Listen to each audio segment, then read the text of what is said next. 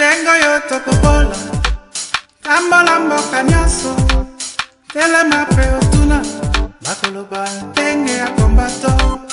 Dengo yo tokobola, tambola mboka nyaso, telema peotuna, bakoloba ndenge ya kombato.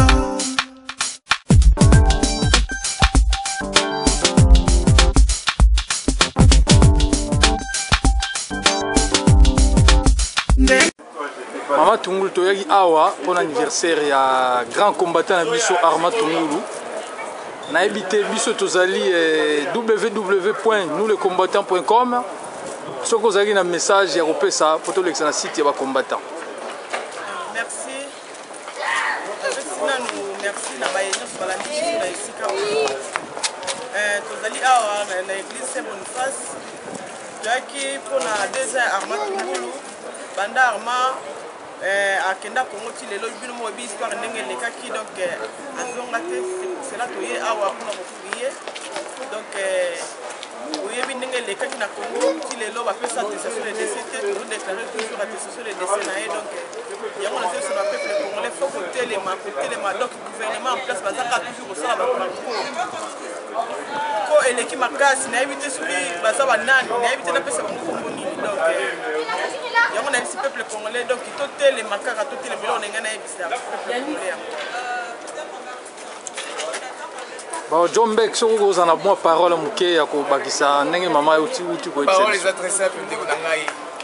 Gouvernement, régime, voyoucratie, mboka Congo.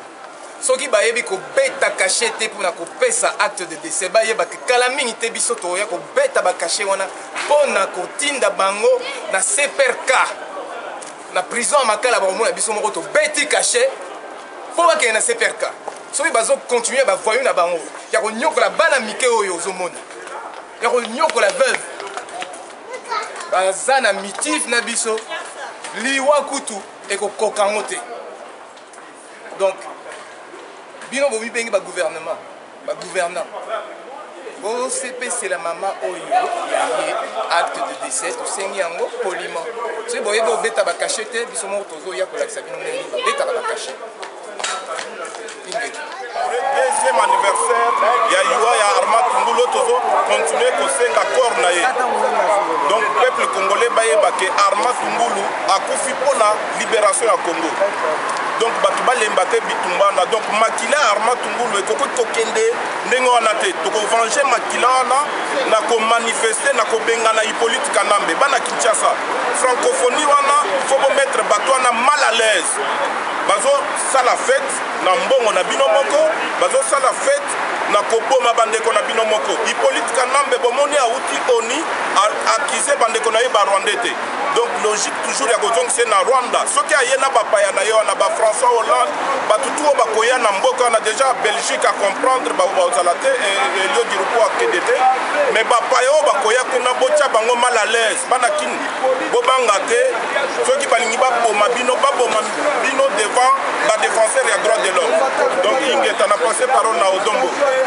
Bon awa nde tozawa toyaki mpona deuxième anniversaire ya mort ya Arma.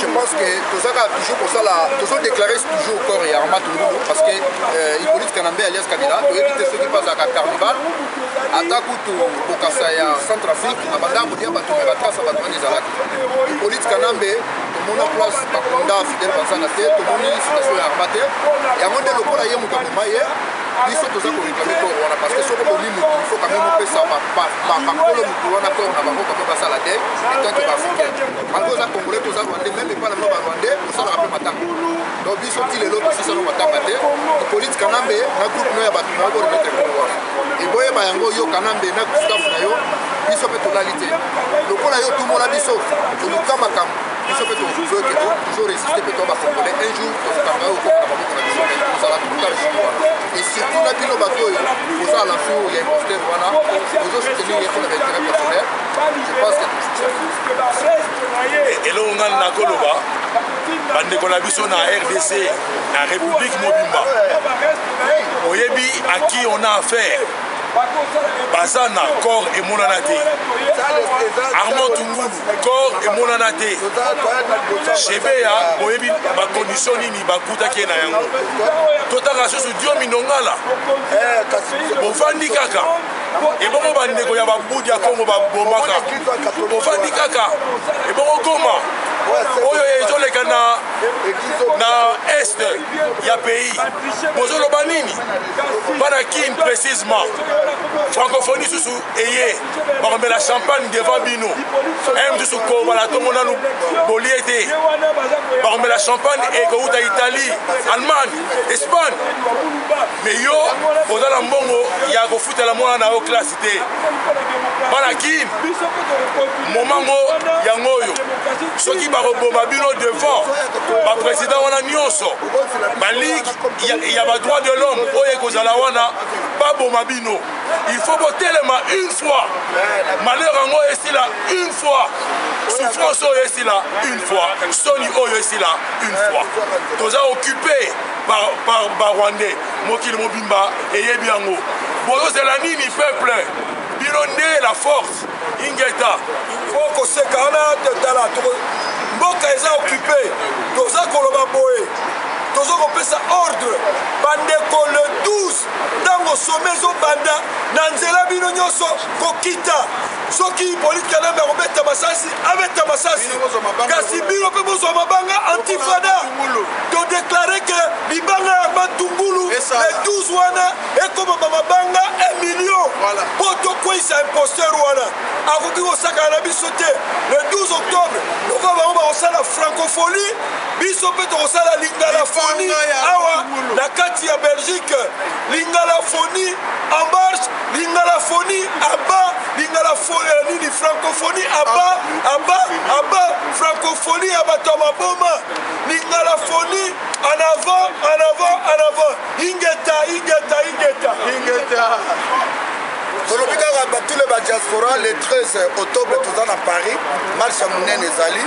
Boye abino tout partout dans le monde to soutenir marche wana ezali défaite ya gouvernement ya François Hollande ba ebasali sango eza ba combattant na biso to zala kuna ba Martin Sali donc roya biso tout bana Belgique et Allemagne ya Londres le 13 octobre to kutana biso nyonso na kata Paris moto azanga te ingeta to yebi yo pe bien Jeannette Kanambe okomi mwasi ya Nyokalongo toyebi très bien Jeannette Kanambe zobima na Nyokalongo et puis tolobi boye Egel Domingo Ngala aza vivant aza na balabala oyo au place ndako ya général Eluki ezalaka na Kisasa aza kolia te optika Egel Domingo Ngala bakotisela ye biloko akolia na mwasi na ye aza kolia biloko na bino te aza komela mai na bino te aza vivant Egel Domingo Ngala aza vivant yango na seki ba combattre tout Europe oyo to discutaka to ba makamba zoba il fait tout ça trop dire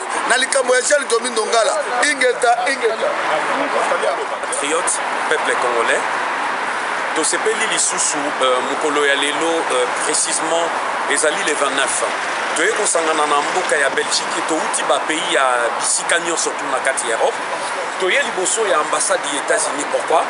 Il y a liboso il y a bientôt 2 ans ndeko na biso Armand Tungulu oyo babomaki na mboka ya Kinshasa bomonaki situation ndenge elekaki manifestation bandeko basalaki bayaki ti awa et loko tosengaki na États-Unis ambassadeur ya États-Unis acceptaki ke bako rapatrier corps ya Armand Tungulu awa na kati ya Belgique parce que moi si na yena bana bazali awa mais États-Unis batenaki parole na bangote ba respecter parole na bangote ba kosibiso jusqu'à ce que balimwisi corps ya Armand Tungulu ti lelo toyebi esika bakunda corps ya ndeko na biso Armand.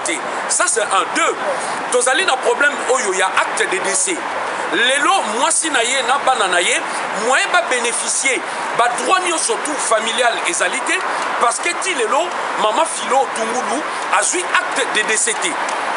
Yamisatu lelo ndenge tozali toza kosala église et puis tozo ke des cérémonies à messe pour la mémoire ya ndeko na biso Armand Tungulu mais eloko tokoyi koloba lelo bandeko il faut boyeba ke c'est grâce ya libanga oyo Armand Tungulu abambaki yango wana esalaki force na biso na kati ya résistance ni tete libanga oyo Armand abambaki oui combat ezalaki résistance ezalaki mais soulèvement populaire ya ba peuple congolais eyaki makasi grâce ya Armand na acte courageux pe victorieux tokoki koloba pe glorieux oyo Armand asalaki yango wana epermetaki résistance ekoka kotelema makasi na niveau ya Europe mobimba na niveau ya mokili mobimba na reconnaissance ya ndeko na biso Armand Tungulu yango wana toyebi biso surtout ensemble na Belgique tosangana elongo pona mémoire na ye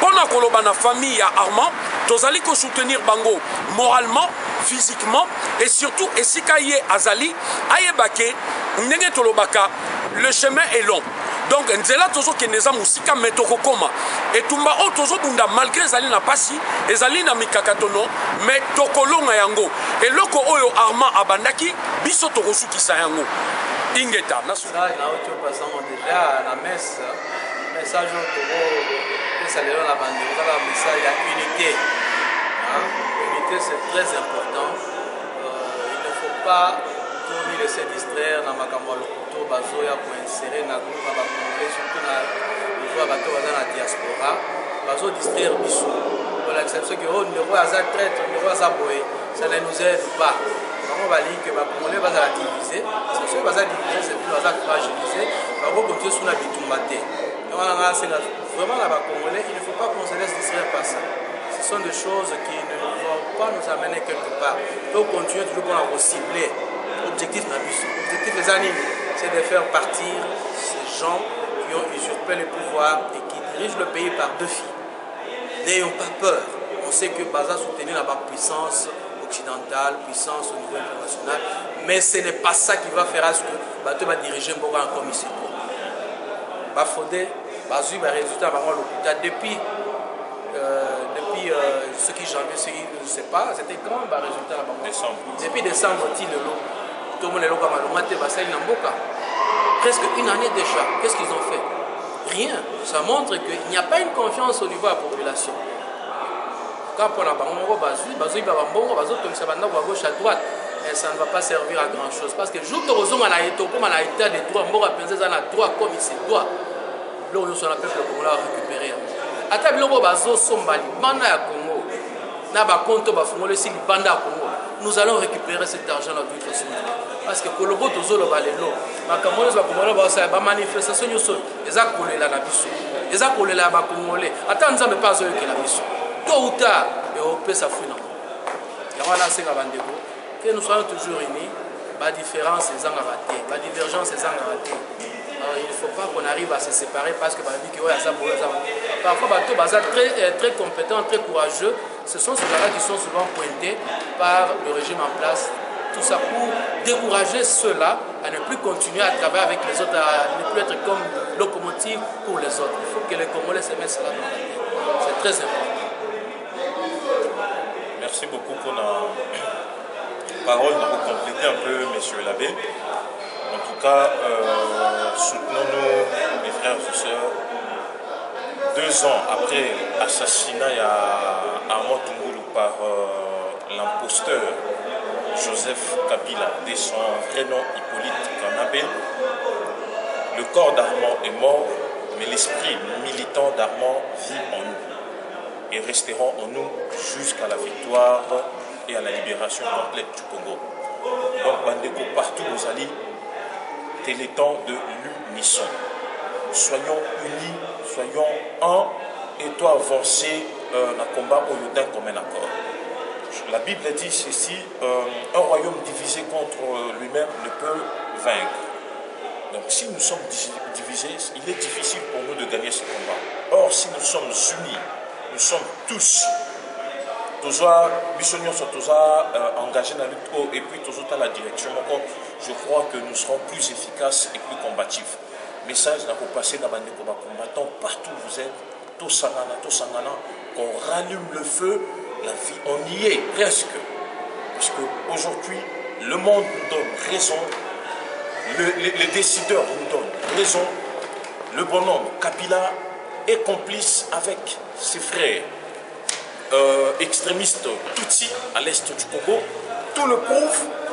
Aujourd'hui,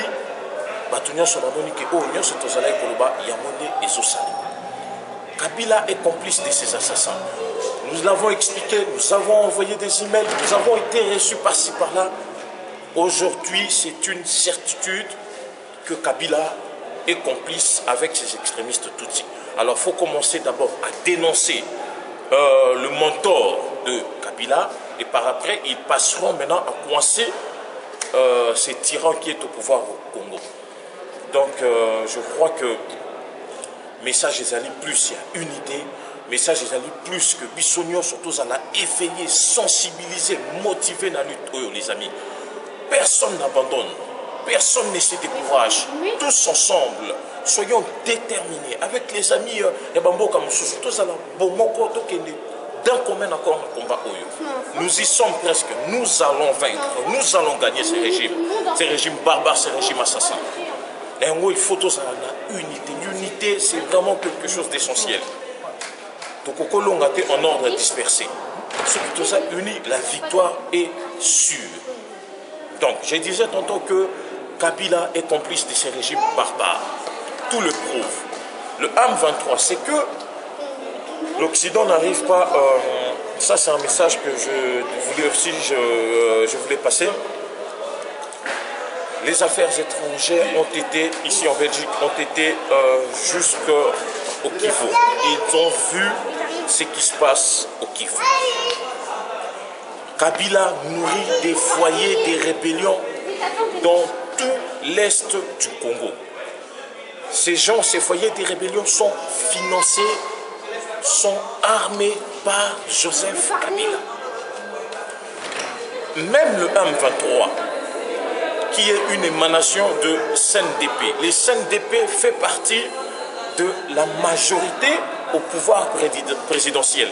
Le CNDP, c'est un ministre, c'est un sénateur, na Congo. Donc on ne peut pas nous expliquer que le CNDP combat Kabila. Non. Ils sont tous ensemble pour balkaniser le Congo, pour piller le Congo. Alors, partant de cette évidence que Patouana Baza tous ensemble, nous devons arriver d'abord à décapiter celui qui leur sert de relais au niveau de Kinshasa. C'est lui qui est en mercenariat au Congo pour le compte des Kagame. C'est ce garçon de Joseph Kabila. C'est lui que tout Congolais, partout où nous y sommes, nous devons travailler dans le but de décapiter ses pouvoirs. Voilà ce que j'avais à dire à mes frères. Bandeko, partout où nous allons, en tout cas, mobilisons-nous encore, remotivons-nous encore, et qu'on y aille jusqu'au bout. Moi, j'y crois, moi, je suis convaincu que ce régime arrive à terme. Kabila va bientôt partir. Kabila va bientôt quitter le pouvoir. Mais il faut que nous fonçons tous ensemble d'un commun accord pour bâtir, pour libérer les Congos, premièrement, et bâtir un Congo meilleur. Bon, Ingeta. Nakanisi biso pe toyaki na donc biso nous les combattants.com toyaki na Belgique donc toyi ba journal lelo soki ezalaki na problème ya nini po batu nyonso bako kokutana awa. Journal lelo ezali 2 ans ya liwa ya Armand Tungulu. Donc il a été tué par le régime assassin de Joseph Kabila. Et je crois que le prochain anniversaire aussi de la mort de Chebeya, nous allons aussi le célébrer. Donc on célébrer chaque anniversaire, il y a décès, il y a des héros, il y a des héros. Donc prochainement, ça sera Chebeya, après ça sera mon jeune frère Cédric Nyanza, après ça sera Boteti, qui a été tué par le gouverneur drogué de la ville de Kinshasa, Kimbuta. Il a tué ça c'est un ami qui l'a tué. Mais la justice va le rattraper. Tôt ou tard, il sera rattrapé par la justice. Donc prochainement, ça sera mon vieux Floribert Chebeya, donc on célébrait Dessenaye, qui a été tué aussi par Kabila, parce qu'il ne faut pas qu'on se voile la face. C'est Kabila qui a tué. Mon frère, n'enlève rien de ce que j'ai dit. J'assume l'entièreté de mes propos. L'instigateur, le commanditaire, Le donneur d'ordre de la mort de Floribert Chebeya s'appelle Joseph Kabila, de son vrai nom Hippolyte Kanambe. John Numbi n'est que l'exécutant du crime. Alors, ces farces de procès qu'on nous présente à Kinshasa ne servira à rien. John Numbi ne comparaîtra jamais en tant que témoin, en tant que suspect. Parce que dès qu'il comparaîtra en tant que suspect, directement Kabila va tomber parce que l'ordre est venu de Kabila d'assassiner Floribert Chebeya. Vous comprenez? Donc Kabila a tué Chebeya, c'est lui qui est passé à l'acte, c'est lui qui a commis l'acte, c'est John Numbi. Voilà la vérité de la mort de Chebeya. On ne s'y voile pas la face. Donc, na motuna na yo, toko célébrer à chaque anniversaire, il y a bandeko bakufa toko célébrer la cérémonie entre patriotes congolais en mémoire na bango. Merci, te remercie motuna na biso ndenge répondre biso. Donc, tokokuta na mbala sima pour temps PPC que esengeli aussi sa émission na biso. Donc, toujours tokokuta na site na biso www.nouslecombattants.com. Donc, ezali site ya combattants nyonso oyo aleza na parole pour na soutenir ba combattants akokoleka na site na biso. Merci. Ngam tu na remercier bino et puis na remercier bandeko nyonso sika bozali ba combattants ba patriotes. Réveillez-vous les amis, ralliement c'est fait, soyons unis et nous y approchons de la victoire. Soyez parmi de ceux qui vont hisser les drapeaux congolais à Kinshasa. Le drapeau qui va partir de notre frère qui l'a amené de l'Italie jusqu'ici à Bruxelles. Donc ne vous démotivez pas, ce n'est pas le moment de se démotiver. Ne soyez pas défaitistes les amis.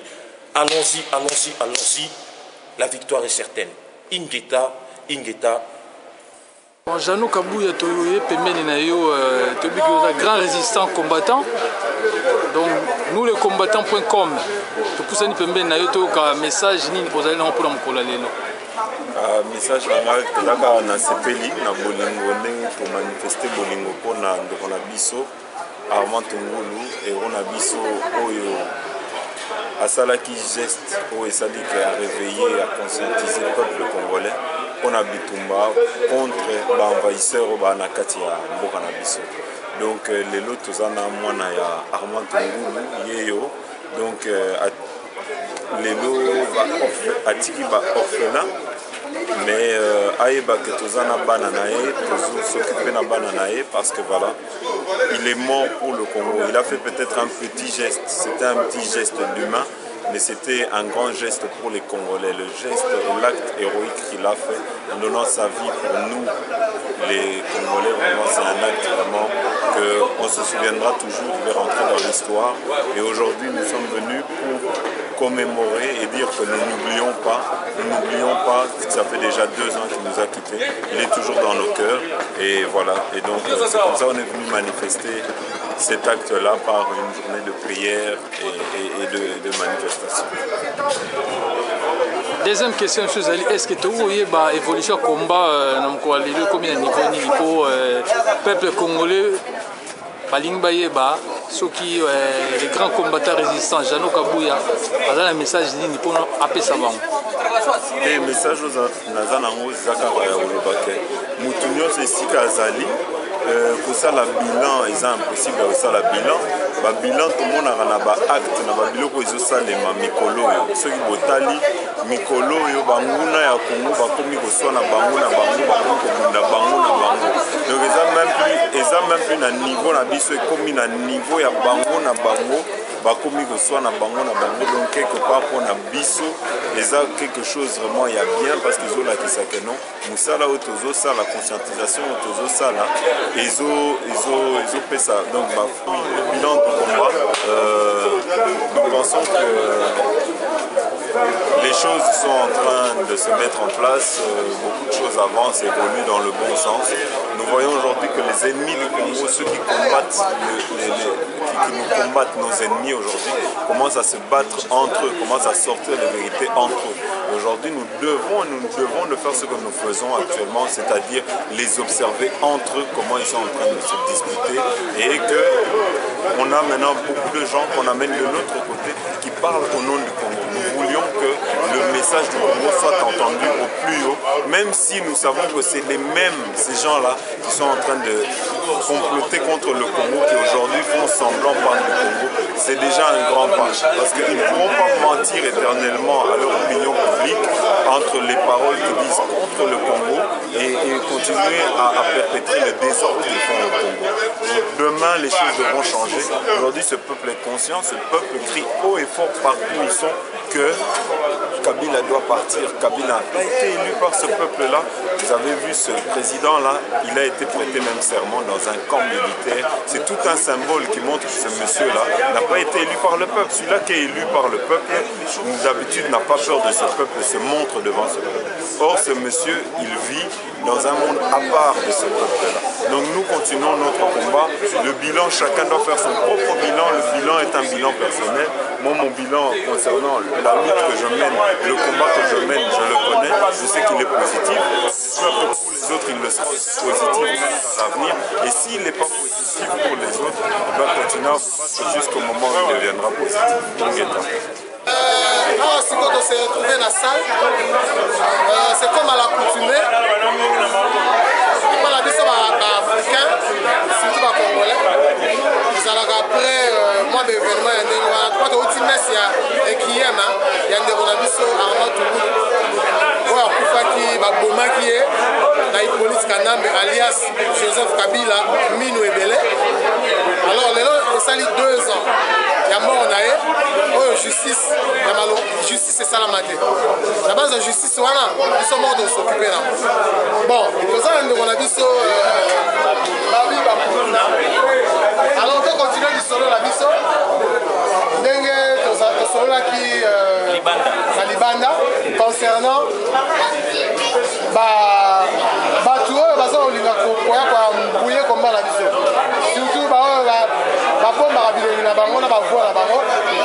toujours en anonymat, alors que biso de l'accès à la preuve est que nous avons l'accès avant de poser aux questions. Alors, maintenant on continue les Camou, et ça polémique, mais pas si. Quand on va publier un message audio dans Facebook, comme quoi que nous avons là hémorroïde moko éternel. Alors, c'est comme ça, ça va la que tu lui vois. Répondre à nous, pour la monnaie en parfaite santé. Mais je ne sais pas qu'est-ce qui s'est passé. Répondre, mais la Ligue n'a pas présenté l'économie Webi, Jean-Pierre Samba. Du MLC. MRM. Ah, MRM. Voilà. Ok, je vois. Allez, bien. Awa tokutana likambo ya Armand Toungulu nalobi na présenté parce que ntango Armand akufi il y a 2 ans, malgré le risque que la question comportait, mais tokendeki Kinshasa mpona koyeba ebembe ya Armand ezali wapi toyaki na ndeko Jean-Pierre Samba ozaki même kokomela gouverneur ya ville ya Kinshasa lettre mpona kosenga marche esalama na Kinshasa. Gouverneur aonani eyaki nani oyebi Ye wana. Donc mpona koluka ke tosala marche mpona kosenga corps ya Armand Toungulu. Donc tant tomona lisuku 2 ans après pour la même circonstance ezosala mawana esengo en même temps ya komonana parce que nga nauti na biki na liwa oyebi. Mais concernant ndeko ya lobi wana mon frère tozala sérieux ngai na âge na ngana oza na problème na ndombe problème papa ndombe petu babi ndombe c'est un ami toyebani bien aza na kombo na ngado aza ndoi papa ndombe ntango naza na Kinshasa soki nazozonga poto nalekaka nanu kote embouteillage ezalaka soki eza dimanche nake kote ya Sébastien na Bibwa navandi bato bakenda ya Kinshasa bayebi navandi wana bana oke babetaka papa ndombe tozoswale très bien mais seulement eloko toza kowela na bitumbo eza mambo ya intérêt donc congolais akoyeba koatake likambo ya intérêt na ye te ekozala problème monene. Quel est l'intérêt oyo biso toza kobundela awa tozobunda mpona intérêt ya biso nyonso Kabila longwa régime ekende aye wana elongwa pouvoir ezonga malamu de façon que mutu na mutu a se retrouver mais intérêt poursuivi par le feu papa ndombe petu ezalaki intérêt ni ezalaki intérêt yake Kabila azala parce que lui il était conseiller na ministère ya culture et art donc na mandat ya PPRD ça veut dire que son intérêt était que Kabila continue kozala po ya se retrouver quand bien même toza kokutana na divers na makambo ya musique mais l'homme ne vivra pas que de la musique ou du pain moni esi likambo ezali wana donc soki oyebi koyeba intérêt na yo te tika na yo ndombe petum ne manque pas l'argent po amisala matanga donc ndenge toza lelo boye kofi akufi akende otano bokozelenga mpona matanga nanga kofi mopao patron de tous les musiciens congolais alors omona Kabila azwi mbongo na kesa l'état na pesi mpona matanga kofi moni ndenge komi n'importe quoi bon je ne lui souhaite pas la mort mais nous mourrons tous pasteur alobaki yango ah ouais mais concernant likambo ya message batie na internet na Facebook mpona ozobela yo moninga yawa natikali mpe kobela te bandeko so bazomonanga mingi te na bilili c'est parce que biso toza je ne dirais pas badonneur de leçon maintenant bato tozolinga quand même changement ekota na mode na biso ya kotravaille ya kobundela ndenge bandeko bakomi kosala que chaque jour zindia suyo lungia suyo oleki na TV nalingi biloko wana te nalingi tolekaka na TV mpona koloba makambo ya malonga nga naza journaliste ça veut dire que na scène na télévision donc je pouvais être le plus assoiffé ya caméra ke bandeko nyonso baza na kati ya komba mais comment est-ce que ngai moko moto oyo na meseni nalala na bacaméra nalamukaka nango natandaka bato bamikro mais nga moko nakomi kolinga kozonga nsima kobeta replie parce que soki mosala ya terrain ezosalama te tout le temps tozolekisa ngo liboso ya caméra papa tozosala mosala te bandeko baye na kati ya komba basala effort toye komba o mpona koyebana te parce que moi babi sans beaucoup trop komikumisa nazalaki na mwa kombo moko ata 1% ya koyebana par rapport à mosala nazali kosala liboso ya journalisme donc soki natiki mosala wana oyo nayebanaki mais nayebi kote oyo c'est parce que nazobunda mpona mboka mais tozali lutte moko te na bandeko bazoluka kolekaka na TV tout temps mpo bayebana il faut qu'on fasse la différence yango moni nazali komonana te parce que mosala ezosalama le 6 je vous informe tokozala na mons biso nyonso mpona koconjugue verbe voter na temps moko en même temps mais likambo ya mons mpo oyebisaka tout à l'heure nazwaki yo na bilili ya quelque minute mais nayoki mwa contradiction moko awa ou bien confusion bayebi te likambo ya mons wana bon je sais pas misu balobi eza na Bruxelles yo lobi eza na mons le même le 6 je sais pas maître Donald nakoko éclairé eza conflit te ezali mpe confusion mpe eza nango te parce que eza likambo ya importance ce que nous faisons c'est de la politique attention ndenge toza ebele na kati ya combat il y a des activistes il y a aussi des gens qui veulent souvent mboka na Congo échanger baza bapoliticiens mais nous qui sommes en politique parce que moi je me suis déjà présenté comme candidat aux élections législatives ça veut dire que c'est une action politique je ne peux plus me considérer comme un simple activiste donc elan nanga démarche na biso mpe ezala ya politique na politique il faut kolandaka baévénement na Belgique awa le 14 octobre ekozala élection donc vous prenez tout le mois qui précède cette période là l'actualité sera beaucoup plus retournée vers les activités électorales yango wana le 6 tosengi bandeko baya ebele po tokoka kosanctionner on a longtemps parlé de la sanction si je comprends bien parce que son avis moi mal entendu quoi donc dans Bruxelles manifestation moi ezali mpona makambo ya francophonie mais na mons mpe le 6 manifestation mosusu ezali mpona kosanctionne ndenge outi bon donc na kati ya Belgique toza na deux manifestations ça va alors c'est une information qui est vraie ça va allez natiki yo allez mais souci mo nazalaka nango nazosukisa mpona ede oyo napesi yango na mituna kaka pourquoi Kabila azokoka koloba lingala te bapakistanais kutu bazoya na Congo balibanais bazoya na Congo bachinois bazoya Congo commerce après 6 mois omona chinois akomi koloba lingala mais o Kabila ti lelo bare eza kosila te na monoko na ye na onu kuna aza koloba kaka bare yango nazomituna finalement il est président tout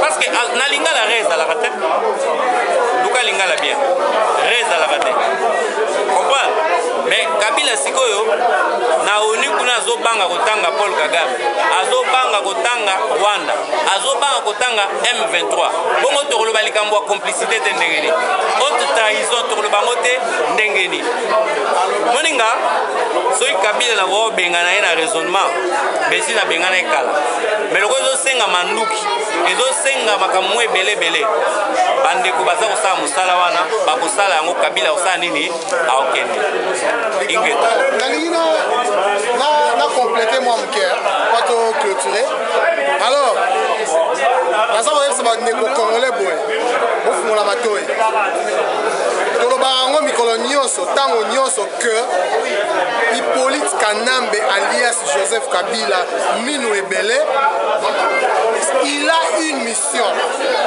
donc mission là etikali moke a accomplir yango soki tosali rien Kabila Kanambe azali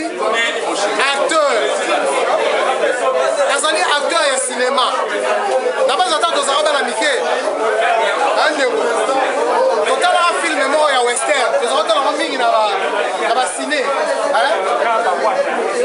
Django tuez-les tous et revenez seuls elingi koloba nini Hippolyte Kanambe mpe aza lokola Django bametteur en scène na ye ezali Paul Kagame na ba grande puissance oyo baza nsima ya Paul Kagame alors bayebisi ye Django tuez-les tous donc bongo bakongolais nyonso et revenez seuls asa bomi combien soki tosali ke bate akobima mpe tosali ye rien alors il est grand temps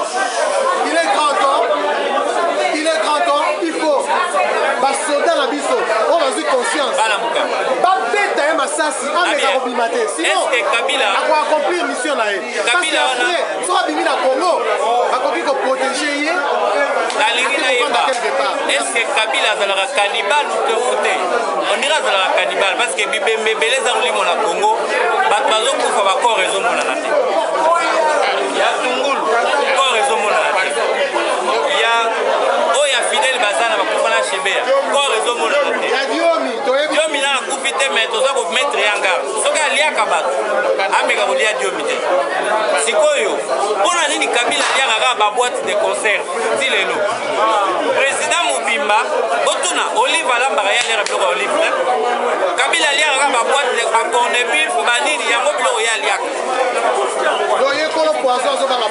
ben voilà ya bomaka bato mais ya liaka kaka baboite de concert ya soni ayebi Kabila place aza ayebi makambo nazoba mpo vi na ye nayebi vi na ye bien ndenge ya luka koyeba oyo ya ngai nga mpe ya ye nasi nayebi yango malamu ça ne sert à rien ya koloba na moi Didier Renders akende na poko voter Didier Renders oya mpona sanction parce que elio di rupo soki nanu bavotaki ye te na communal mpe ti likolo moya azala premier ministre ekozala te Didier Renders soki na communal bavote ye te akozala mpe ministre te donc bamarche tosalaka oyo tolingi Didier Renders te tolingi boye te c'est le moment de conjuguer ce verbe là voter oya toloba likambo ya vote po ete tosanctionne bato oyo boye baza kobebisa vie ya congolais merci. Bonjour combattants, tu es en Belgique, nous les combattants.com. Donc, site eux alliés à combattants, tu es tout le monde bino dans le journal Lelo. Est-ce que beaucoup de biso moko na moko présence la bino ils allaient go biso nini pour la mkola Lelo. Bon, journée Lelo est une journée spéciale. Il y a héros national Arma Tungulu, tu vois comment ça a été. Tu vois ça qui bango ke balia yambaloyo baleme ko kanga mabango na mbongo. Donc il cambo to kotika côté jusqu'à ce que justice faut salam. Deuxièmement, on a profité les sous. On a lancé un message pour la banaki, pour la francophonie. Oui, collègue Kakuna. Alors, tu peux ça qui bango, tu boy francophonie balingité. Donc la bango batie moto makas, balingi kaka ezala. Alors banaki ni ezali occasion malam pour profiter. Donc eyinda kaka pour revendiquer ba droit na bino. Ingeta. En fait, journal Lelo, ça fait maintenant 2 ans jour pour jour depuis un poster Hippolyte Kanambe à Arma. Donc jusqu'aujourd'hui, oui, un poster Hippolyte Kanambe à Arma. Donc à ça la carrière mon il est vraiment irréparable parce que ce qui a touché à Arma c'est tant de choses à la liberté. Mais malheureusement qu'il a pour toucher place va toucher à rater. Pour mettre en garde et en plus le gars la biso te considérer qu'il pas parce qu'à Zan de la biso te Aza même pas congolais Aza ni dans le village dans le district pour côté dans Congo biso te tika et et puis que yo au bandé ko boma ba to bandé ko kipe oti mais tant ko boma ko afanda ko to biso siko to kipe parce que biso siko ndeto e biso ki Kanambe départ nous pas la biso ba politicien yo sana ba politique yo na ba fanda na parler du peuple baza ba aventurer yo mto contrôler ba. Mais puis, ce qu'il faut mettre en danger parce que ça va déjà en danger. Le cas là, aujourd'hui, c'est là que le commissaire congolais à Makasi, au créer un village natal à Makasi, à Kingakati, au commissaire au village, je pense que tout pouvez. Le cas là, quand ça va toujours pour rien. Je pense que c'est un parce que ça, dans le langage, dans le langage, ça marche, dans le langage, ça marche, mais ils ont un seul langage pour se dire que nous appliquer à mon bientôt.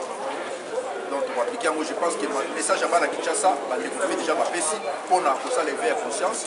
En réunion, tous en avion dans la diaspora, il faut que ça va SMS, il faut les opérations SMS. Au titre d'un partout dans le Katakin, il va faire téléphone. Parce que tout le monde a peuple dans le monde, pas si comme les bébés, on va continuer au banc. Puisque tout le monde a dit non, ceux qui passent ces amis, qui débattent tout ce qu'on va le voir, mais on a Congolais, ils ont ça son contraire. Donc on sait quand même la bateau, il faut que tu SMS pour nous ça effet à conscience. La bateau va ça cibrer.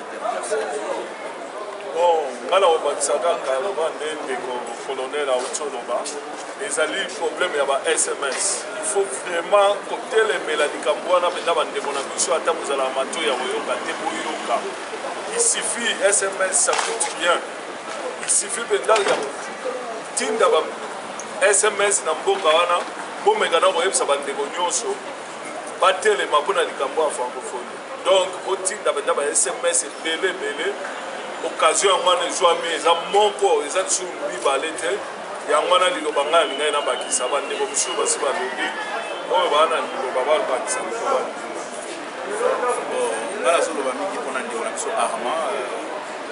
Arma akufaki na volonté na ye te Kanambe yo moto oboma Arma eza ya kobomba te ti lelo ebembe Arma emonana te donc eza ndenge toyebi ndenge otravaillaka na yo ebembe ya baza na emonana te ndenge na yo kaka lelo ozolinga mpe olimwisa Jomi Ndongala kaka ndenge wana biso tozoyebisa oke biso bakombata omata okita tokokita na Congo bino bakolabo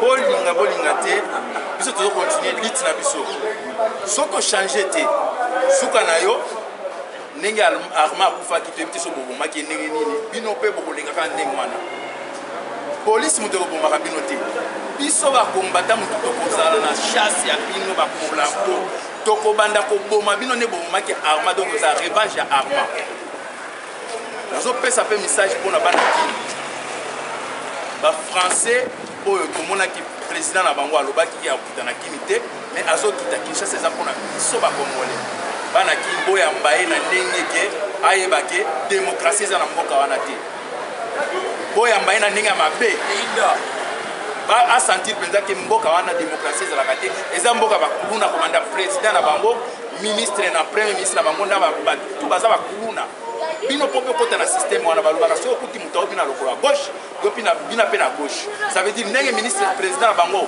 oyo ya kongo wana aza kuluna ministre na premier ministre na bango kuluna inspecteur na bango soki ya polisi kuluna bino mpe bokota na système ya kuluna mpo ntango Hollande akokita ayeba ke mboka oyo eza bakulunaire kobanda président kina suka bokota mpe na rythme wana ingeta soki moye eza kotumba bastation nyonso ya bafrançais botumba yango parce ke eza na mboka na biso eza na mboka na bango te ingeta toluki lipanda oyo bitumba bozomona bitumba ya lipanda ata bakoko na biso bazwaka yango na congo eyaki lipanda na miniti oyo biso luka lipanda économique nazoluka lipanda balukaki ya politike ate mpona bazwa yango te nga na politike na kotala yango nsima mpo bino na kotala bino na explike bino ke botika makambo bokotela barwandais bozoyoka yango ndenge so nini na miniti oyo biso bacombatant tozobundela lipanda nayebi biso boyebi lipanda congolais francophonie bamiyibi biso ofanda na bango bamiyibi biso tolingi tosala punako ndenge tomoni awa batika kokale biso bakale biso te biso tolingi tosala congo nde tomoni awa bosepela bana congo bokosepela bafrancophonie botelemela bango donc so bokota magala ya pillage bokota yango bopanga kutu te pillage so bosala pillage bosala pillage toza beza lipanda oyo eza likambo lipandasi ya économique lipanda économique yango toluka politique wana banbendre bango tu biso siko toluka siko nano économique na yo yiba même mabele na nga kongo yiba natala yo ingeta Commandant Dracula.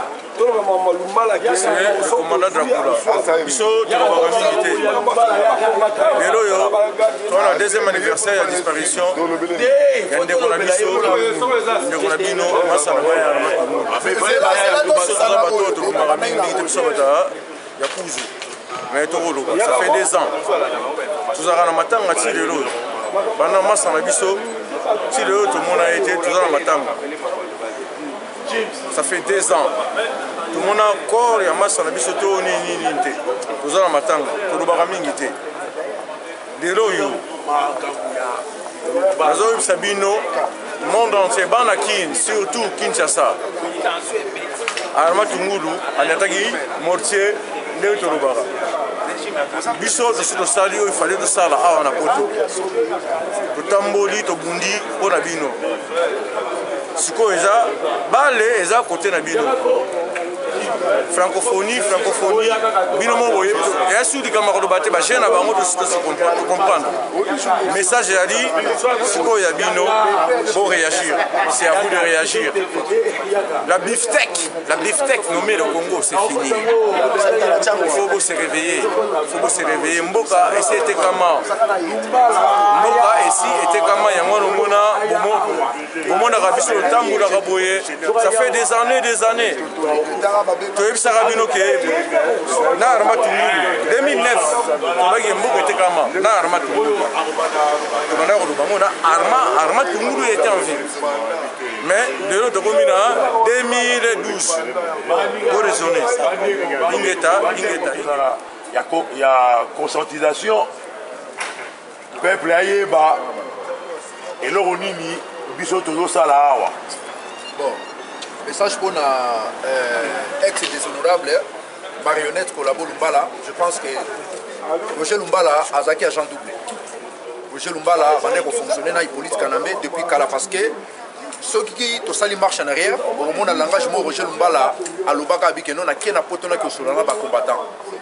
Et ça là qui l'engagement pour affaiblir résistance mission va pesa qui na ané. Tellement Barwandais va comprendre que non Roger Lumbala a très importante et a utilité na kacha makambo wana. lokola déjà à se dévoiler qui est moko na ndenge biso ba bujo banaye afinga kibiso ba combat tout fi alobi que toza batapasi ba moni que Lumbala ba ko garder le souci ba simisi touche et en plus ngai na place wana soki na lingaki na zala Lumbala bon effectivement la cause a été parce que ngala za bien éduqué plus que Lumbala il fallait démissionner lokola azo sala abandé ko sala politique de vente azo sala politique pour la nation té yango no moni azaka toujours pour continuer soi-disant as politicien à l'idée pour la Congo. Donc Lumbala biso jamais te pour soutenir le pays oyebi yango bien la diaspora oza soyez les bienvenus. Ce que za moi groupuscule mo boza ko assurer yo que no tambola ka ainsi de suite yeba que diaspora yo fingaki parce ce qu'on a besoin na yo parce que ozaki agent doublé Lumbala ozalaki mi général ozalaki na pe armée place mon côté ozalaki garçon de course ya Museveni ya ko aider ba Uganda ba bimisaka or na bango na wacha. Donc Lumbala on a un problème sérieux na diaspora mais bazolo basoki au lobby que Lumbala oza traite au trahir président de la République au trahir peuple balobi ozolo ba langage ya ba cannabiste.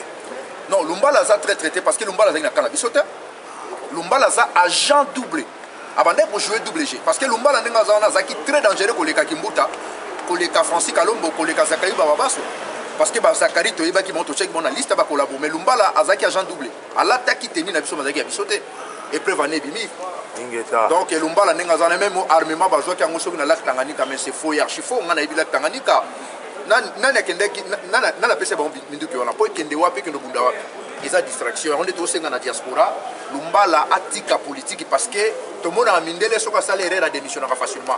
Comment na Congo depuis to banda na mboka wana to mona no muta démissionner tinga na mona ka mutu moko lunda bulu n'époque père mobutu. Donc tous les Congolais aso sa politique aza déjà mendiant. Prévané to moni Rwanda ola ninga sakana esprit na bango et coupe nyose utaka na Sun City o ba sala kana gouvernement ya ba vice-président belé wana. Tous les batouana baza ba collabo baza ba traître parce que bango tout ayeba ke kana baza Rwanda mutu moko ta dénoncer. Tout le monde a démissionné qui peut être congolais que non, notre pays est en danger, ce monsieur-là c'est un étranger. Non. Bango tout batala qui va parler na bango dans le poste ministériel ou dans la PDG ou dans nani, va quitter que non et vous allez danger. C'est ça qui est toujours subi. Donc batouana va accompagner qui Rwanda wana na 4 vice-présidents la transition lokuta wana, va sali ba élection moko bidon. Toujours continuer na bango tilelo, ce sont des aventuriers mutuloko la nani Jean-Claude Mvouemba. La fois passée, Fouti toujours. À quel point Fouta mais la Kanamba a fléchir genou devant un étranger. Alors que Kanamba comme c'est gouverneur là-bas Congo pour intérêt personnel. Donc c'est ça Isaac qui est bilo toujours Lumbala Zaki a bisoté parce que Benga Lumbala très très et c'est le comme Lumbala Zaki agent doublé. C'est ça qui est le problème à propos. Ingeta. Maître Dona, nous les combattants.com et Pembeni Nayo, sommes dans un message pour nous faire ça peuple congolais. Bon, message là, le yébi to kusanga ya pour la négociation arma. Oyo akenda okufa mpona susi ya mboka na ye bambaki libanga etoyebi suite nango babomaki ye na bato bayaka makolo lelo bakomolata bachurch baka na bakoti ya mbula ateki ya makaya moto yebi bango malamu lelo ngai napesa message na peuple congolais surtout na bacombattant okeba na distraction po arma akufaka mpona intérêt ya Congo alors biso mpe tokufela intérêt ya Congo totika basentiment personnel namoni mingi bacombattant M23 mpe bakomi alors tolingi balkanisation na kati ya diaspora te tolingi tozala liboke moko tokende liboso donc totika badivergent totika badiscussion bakolabo baliaki bote toza na mposa mpo toganye komba oyo tozala nde tobandaki na ebande donc elongo na kosenga unité bandeko nanga unité tokangama liboke moko tozala discret te tokutana jia bakanambe te jia bamindele te audition biso ya kokabola biso bandeko na ngai bandeko ya France oyoka moye bosangana oyo bakungaki nzela bozonga na autoroute bokontinue tozala totala schéma moko kaka biso nyonso botoganye schéma na biso bit na biso kaka kanambe na barwande babima kala te balingi bakende me tolingi tosede oyo tobayinaki lokoso oyo tobangi na bagenda caché tobosana bagenda caché oyo tobangi na baintérêt personnel tobosa baintérêt personnel tomona intérêt ya Congo lobi soki Congo eza libéré baposi bokozwa yango tobanda osufri na bamboko tiwa tolembi bapoto donc nga message nange ezaka liboke bakombata M23 nyonso bobunga nano bolongo na autoroute bopermettre balkanisation ekota na kati ya diaspora te mpo namoni balkanisation ekobanda na diaspora na kati ya bakombata alors bobalkanize biso te tona sabaki tozaka uni toza liboke moko message nga nakopesaka yango wana